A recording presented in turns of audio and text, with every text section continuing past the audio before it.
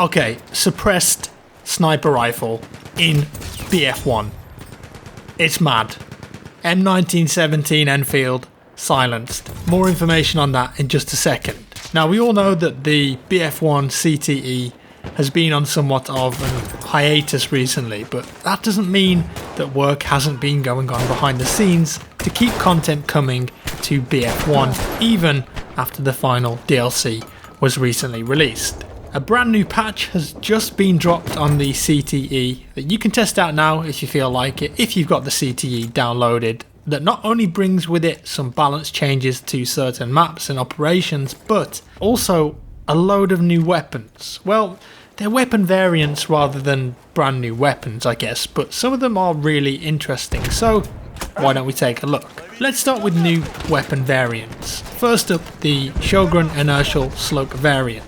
Just like the standard inertial shotgun, but it fires off slug shells with a single projectile rather than the standard buckshot in the factory version. It's also got a lens sight equipped, and after playing with it, I fully recommend changing the lens sights to a dot rather than a circle. I think the dot just helps with better accuracy. I wasn't blown away by this new variant, to be honest, the slug, but with the sights and slug you can take out enemies at a longer range, although it wouldn't be my go-to shotgun for sure. My favourite is still the 1900 factory. Next up is the Ribeiro optical version. Now this gun I really like. I enjoyed using the standard Ribeiro, so this one is right up my alley. With the added optical sight, it makes picking out enemies just much easier, but does come at a cost of spread and recoil recovery. That's the price you pay for having better sights. It's a tough call on which one I would use, and perhaps it would depend on the map for me and how much hipfire I think I'm going to be able to get away with. Definitely a nice addition though, that one. Also for the assault class, we've got the Machine and Pistol Experimental Edition, if the original edition wasn't experimental enough for you. So unlike the standard weapon, this has got a 2-round burst which can still fire incredibly fast, in fact up to 1200 rounds per minute. And this is an interesting gun because although it's designed to be used up close and personal, I found myself wanting to use the scope. Now I don't want to say snipe, but chipping away at people from a distance with a few well placed shots could definitely do some real damage with this thing. I don't think it's the easiest weapon to get the hang of though, so it's going to take some getting used to, but when you get the bursting down, it can be pretty powerful and satisfying to use. And then we've got the M1917 Patrol Carbine. This version is equipped with a mid-range scope, which is the first for the assault class, believe it or not. It gives you improved aimed accuracy over the trench version, but at the cost of hipfire. I think you really need to play the correct range though with this weapon. It's easy to use the mid-range scope to just tickle people at range, but well, you're not going to be doing that much damage, are you? But you can fire it pretty fast, and it's got 40 bullets in the magazine, so I guess you got that on your side.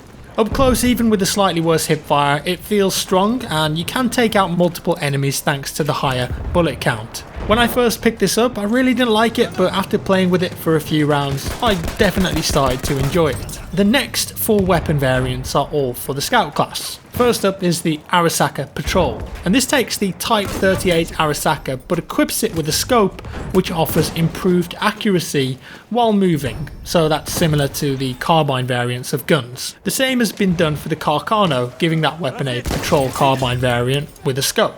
Both of these weapons are fun to use actually, and you do feel that you've got a bit more manoeuvrability at times, feeling somewhat more like a medic using a scoped rifle rather than perhaps a scout. It just gives you a few more options if you say really like the Arasaka or Carcano weapons but prefer playing with scoped scout rifles. Next up, we're taking a look at the Ross Mark III infantry version. Unlike the last two where we are adding scopes on, this time we're taking them away, offering up the already really nice Ross rifle as an infantry variant. The iron sights are quite nice on this weapon, and you can stay scoped in after each shot, which is very powerful. It's got the straight pull bolt mechanic built in. Would I take this over the scoped version? Yeah, sure. On some maps I definitely enjoy playing with the infantry variants from time to time. There's a certain satisfaction I think you get in this game from playing with the iron sight scout rifles, and I already enjoy the Ross quite a lot, so definitely going to be picking this up and giving it a shot. Now last but certainly not least is arguably the most interesting of the bunch, the M1917 Enfield silenced. Yep, that's right, I said silenced. Now we already have a silenced weapon in the game, but not on a main class, and this is really interesting and cool. It's a bit odd, if I'm honest, playing as a scout in BF1, but instead of hearing the usual thud and crack of the rifle, you just get this low, silent shot. When I was playing on the CTE earlier, it's all I could hear. Just players everywhere firing off silent shots from this thing. It was a bit mad.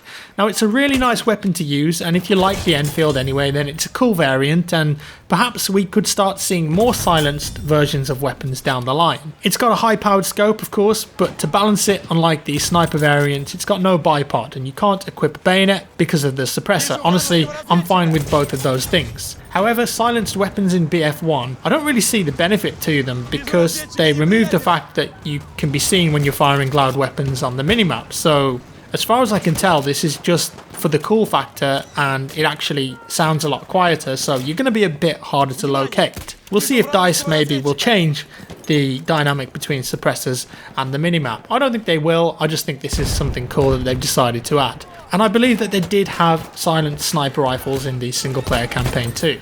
As well as all of these new weapons, some balancing has been done to the map Volga River, specifically aimed at operations. First up, the B flag in Sector 1 has had its capture area increased to include a house that was nearby. It's a pretty smart idea really, and as DICE have said, the attacking team needed a bit more cover to hold that point.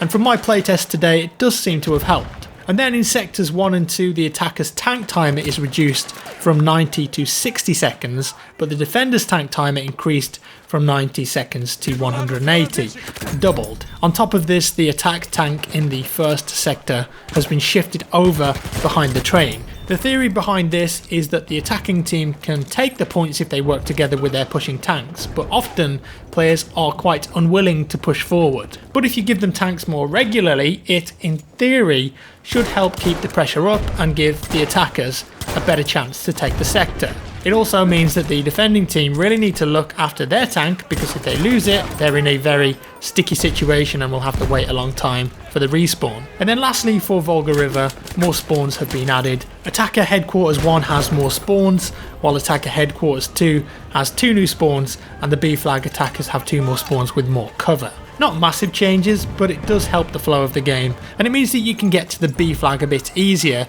when you're spawning in. Alongside that, there are plenty of bug fixes, as you might expect, and remember that all content on the CTE is subject to change, so I'm hoping that all of these new weapons will make it into the base game. Some of them might not, you never know, rest in peace Pigeon. They might even be heavily reworked. It's really nice though to know that DICE is still working on adding new content to the game, even if it is just weapon variants. After the DLC schedule has finished, I don't think any of us expected anything new, but it looks like we might be getting more content. I for one would love to see more maps and game modes added. Let's hope though that this continues to bring a constant flow of new content to the game. Recently I made a video called What's Next for BF1, and if you haven't seen that, then I'd invite you to go check it out, and it's got some ideas that I put forward in there of what DICE could potentially add or include as new content for BF1 before the new game comes out, because it's not out until October 2018. Obviously that's like 8 months away, so there's a big gap there for BF1 where really at the moment we're not going to get any new major content drops yet. This is a good start with the new weapons, but I'm sure after we've done the assignments to unlock them, everyone's going to get bored pretty quick. And finally for today, EA and DICE have just revealed that Incursions, the competitive version of Battlefield that they're working on right now, is going offline for a long while. You won't be able to play any online matches until they update it or bring in something new, and apparently they're just working on new developments and ideas. Now I've been very vocal about my thoughts on Incursions, and I think this is a good move, perhaps going back to the drawing board and taking a big break. Attacking competitive Battlefield from a different angle would be a good thing. Either way, I'm looking forward to see what they're gonna come out with, and hopefully we can get our hands on that and play it soon. Just as I was recording this commentary, DICE and EA have announced that CTE is actually finishing for console, but it's going to continue to be updated on PC, and all players will now have access to it. So previously I believed that you could only access CTE if you had the premium pass, but it looks like that DICE are now enabling all PC players to get access to it. So if you don't have premium, you should be able to get on the CTE now on PC, but console CTE is ending for BF1 as far as I can tell. And that's all for today, guys. I hope you enjoyed this look at the new weapons coming to the game. If you enjoyed the video, give me a like. If you didn't, a dislike. Subscribe for more, and I'll see you in the next one.